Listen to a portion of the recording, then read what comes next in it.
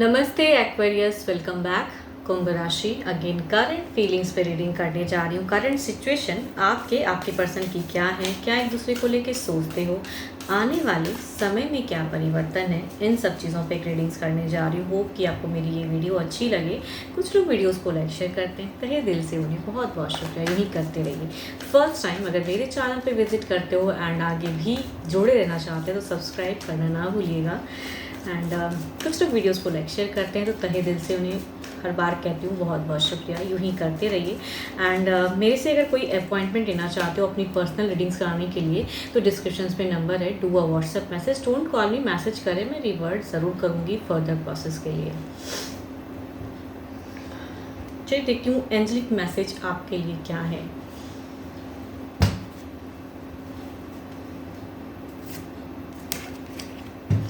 Be aware of what you are projecting, for the qualities you admire in one another are qualities you both possesses equally so. The qualities you don't like are also your own reflection.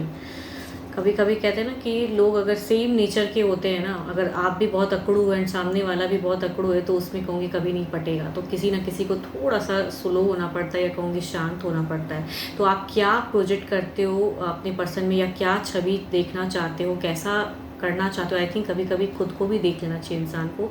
And कहूँगी सामने वाले को सिर्फ force नहीं करना चाहिए कि आपको ये करना चाहिए, आप मेरे लिए इतना बदलो, ये नहीं। आई थिंक आप भी थोड़ा बदलो, सामने वाला भी थोड़ा बदले, देखो कितनी ब्यूटीफुल लाइफ हो जाती है। एक दूसरे को अगर समझने लगते हैं ना लोग तो रिलेशनशिप एक अलग लेवल का हो जाता है। एंड सिर्फ अपनी बातों को मनवाने के लिए सिर्फ जिद करना, या सामने वाला भी अगर करता है तो वो भी रॉन्ग है, एंड आप करते हो तो आप भी कहीं ना कहीं गलत हो। आई थिंक रिश्ते को सही से चलाने के लिए क्या कर रहे हो वो ज़रूर देखना चाहिए इंसान को कि मैं क्या कर रहा हूँ एंड सामने वाला क्या कर रहा है। देखते हैं क्या है आपकी सिचुएशन।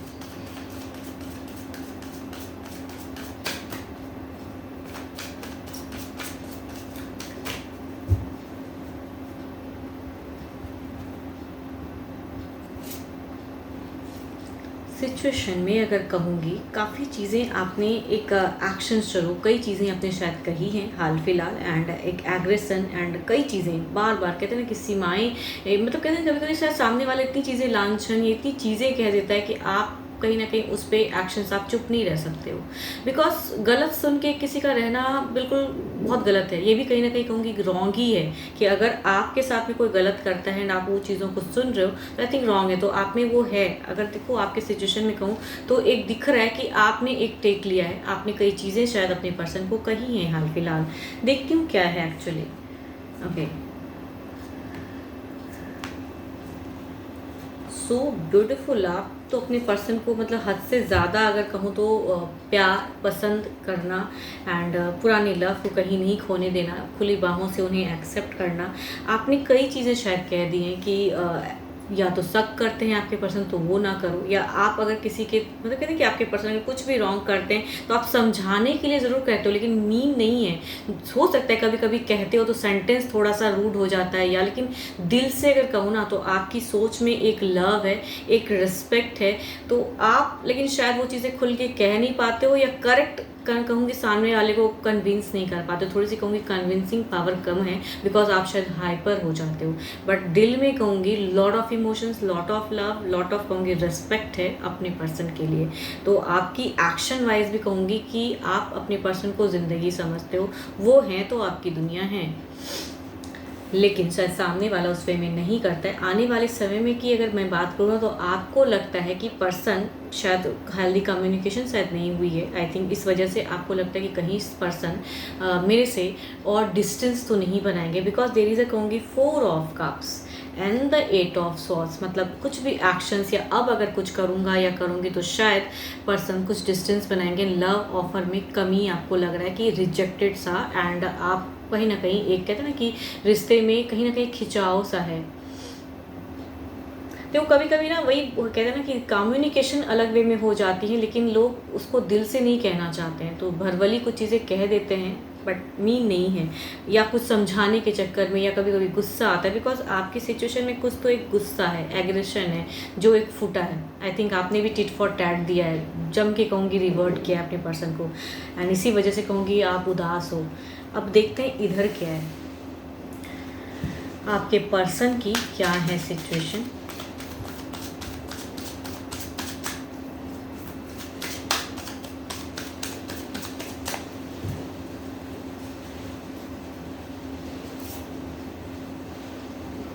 नाइट ऑफ वॉन्ड्स, देखो ये भी कहीं ना झुकने वाले हैं नहीं, इनकी भी एक पैशनेट, देखो लव तो है, देयर इज, मुझे ऐसा क्यों लग रहा है दोनों के ही मन में लव तो है, लेकिन शायद बिहेवियर वाइज चीज़ें टर्म्स बेटर नहीं है। या तो आपको इनका बिहेवियर अच्छा नहीं लगता है या इनका बिहेवियर, या कभी कभी कहूँगी इनका आपको लगता है ये सिर्फ फॉर द फिजिकल बॉन्ड मेरे से जुड़ना चाहते हैं, वो चीज़ों की फोर्स ज़्यादा है सिचुएशन में। देखो इनकी इमोशंस में लव की ना एक अलग वैल्यू है, I think passionate love, patience हैं एंड अट्रैक्शन है यहाँ पे कहीं ना कहीं। देखते हैं क्या है अब। Okay, 3 of swords,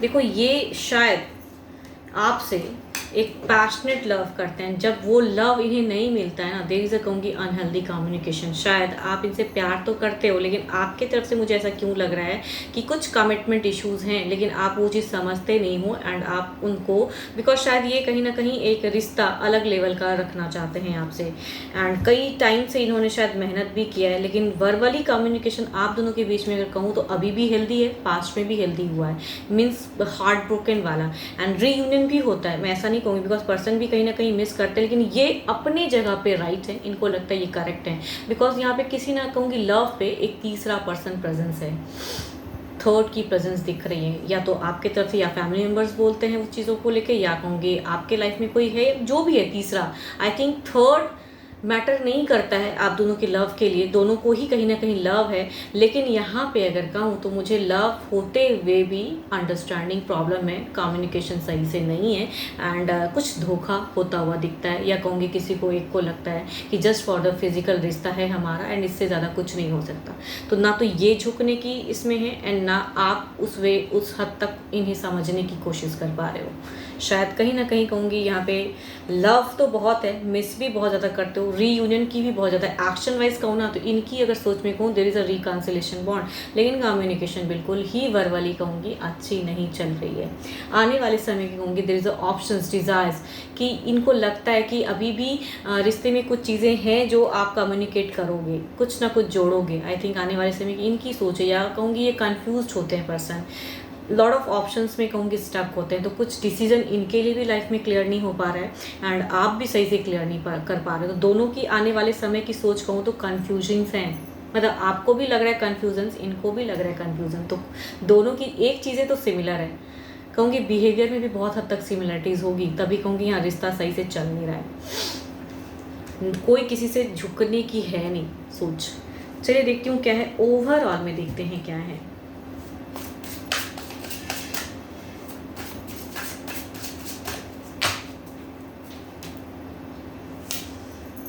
page of wands, यहाँ पे अगर कहूँ ओवरऑल की अगर मैं सोच कहूँ तो देयर इज़ एक नई सिरे से चैप्टर्स को फिर से शुरुआत टेक देना चाहते हो। ओवरऑल में एक बूस्टअप एनर्जीज हैं, जो बुझी हुई एनर्जीज, एग्रेशन है, तो कहीं ना कहीं झुकने की चीज़ें तो नहीं है, लेकिन बात जरूर करना चाहते हो। तो ओवरऑल में एक दिख रहा है कि कम्युनिकेशन की सोच। देखते हूँ इधर क्या है, कि फिर से एक चांस, फिर से एक टेक। देखो लव कई लोग ना कर जाते हैं, लेकिन रिश्तों में कहूँगी समझौता जब होता है ना तो वो चीज़ों में लोग स्टक हो जाते हैं, बिकॉज एक अपने आप में कहते हैं ना कि एक दूसरे को खिंचाव एक अलग वे में होता है। लव पे कभी कभी कुछ लोग एक्स्ट्रा मैटर अफेयर्स कर जाते हैं, अपने पर्सन के साथ में अच्छे टर्म्स में नहीं रहते हैं, बाहर से कहीं से रिश्ता हो जाता है। तो आई थिंक कई बार ऐसा रिश्ता भी होता है, या कहूँगी फैमिली इश्यूज हो जाते हैं। लव करते हैं तो सोचते नहीं कि फैमिली इशू होगी, लेकिन जब एक लव अलग कमिटमेंट लेवल तक चला जाता है तो आई थिंक वहाँ पे इश्यूज हो जाती हैं। तो कुछ ना कुछ तो इश्यूज तो हैं, एंड यहाँ तो कहूँगी आप दोनों में ही इश्यूज हैं, कम्युनिकेशन अच्छी नहीं है। जस्टिस चाहिए आपके पर्सन की, अगर ओवरऑल की एनर्जीज कहूँ तो जस्टिस, देयर इज अ कहूँगी बैलेंस्ड फेज। देखो रिश्ता कहीं जाएगा नहीं, तभी कहूँगी यहाँ पे भी एक शुरुआत, न्यू बिगिन की एक चैप्टर्स दिख रही है एंड फिर से, एंड यहाँ पे भी कहूँगी जस्टिस चीज़ें हो रही हैं।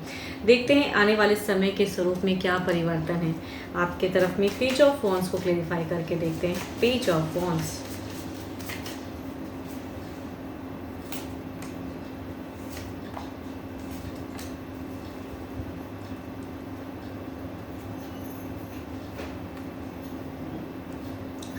देखते हैं इधर क्या है, 10 ऑफ पेंटिकल्स, जजमेंट, एंड देखो यहाँ पे थोड़ा ना इनको समझो।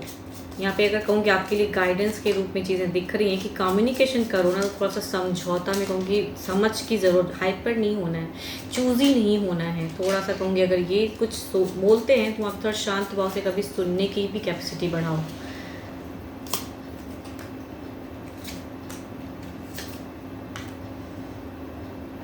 ये कई चीज़ें आपसे खुल के कहना चाहते हैं, लेकिन आने वाले समय की कहूँगी ना कम्युनिकेशन में, बिकॉज ये और कहूँगी आपकी थोड़ी सी हाइपर एनर्जीज़ हैं या हाई एनर्जीज़ में हो, जस्टिफाई करना चाहेंगे, कम्युनिकेशन होंगी, लेकिन ये खुल के क्लियर अपनी बात को समझा नहीं पाएंगे। तो अंडरस्टैंडिंग प्रॉब्लम कहूँगी आने वाले समय फिर कंटिन्यू होंगी। जो भी कम्युनिकेशन होगी, देखो ब्लॉकेज से कहूँगी कम्युनिकेशन होगी, because there is a chance of communication, या आप करना चाहोगे थोड़ी बहुत जितनी हद तक होगी कम्युनिकेशन, लेकिन ये बंदा कहूँगी या बंदी जो भी है ये खुल के बात नहीं कर पाएंगे, अपने इमोशंस शेयर एग्जैक्टली ये क्या चाहते हैं आई थिंक कम कर पाएंगे। देखती हूँ वो डिवाइन टाइमिंग क्या कहती है।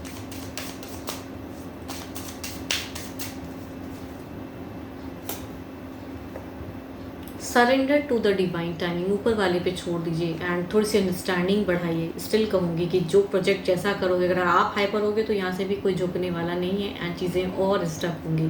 तो आई थिंक थोड़ी सी अंडरस्टैंडिंग बढ़ाइए एंड ऊपर वाले पे फेथ रखिए कि लव है तो there will be a love connection again, and अच्छी होंगी, स्मूथ गोइंग होंगी, एंड पॉजिटिविटी को कहूँगी अफर्म करो।